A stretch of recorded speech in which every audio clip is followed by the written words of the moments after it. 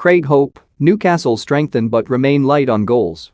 It is, on reflection, a transfer window that will be judged by results on the pitch. We had declared previously that the verdict on Newcastle's new owners would be returned on February 1st.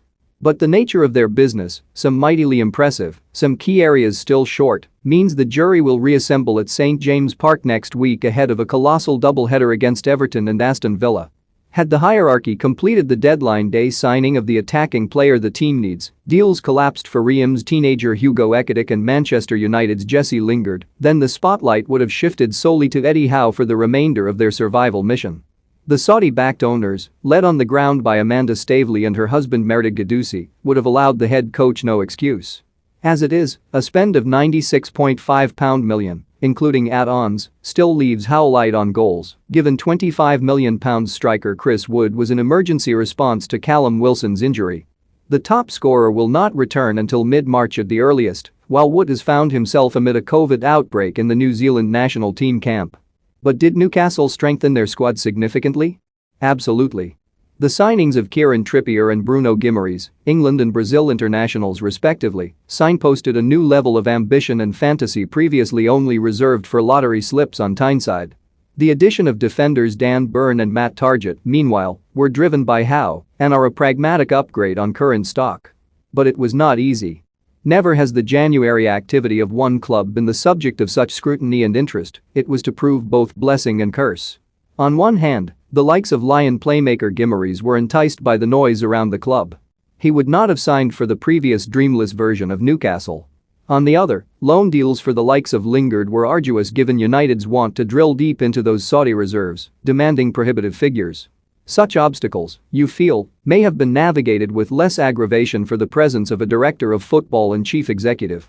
Instead, Howe and Stavely assumed de facto roles.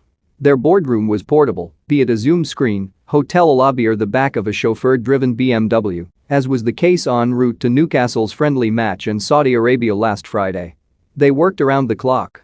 But at times, that work looked like it might go unpaid. There were periods when criticism of the British-based ownership in footballing circles was fierce, as clubs replied to offers with ransom notes and top targets slipped their grasp. They were, said some, naive to think they could go it alone in January. We also wondered about the true ambition of the, so far silent Saudis. Would they put their money where their mouth wasn't? The answer came during what had seemed an ill-advised break in Jeddah last week, but a trip those on the inside insist was a team-bonding triumph.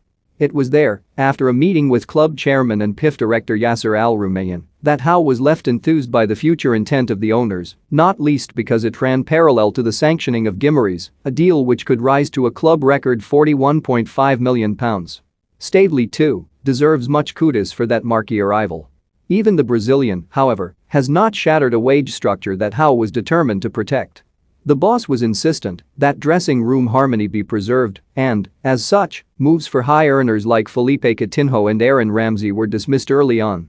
But deadline day also revealed desperation for that attacking reinforcement when a late phone call was lodged concerning Del Alli, a player they had refused to entertain all month. Finally, at 9:22 p.m., a message landed that Newcastle's business was done. In isolation of the 5 signings made, it is to be applauded. It is the ones they did not make that means judgment of a chaotic month will be determined by survival or otherwise.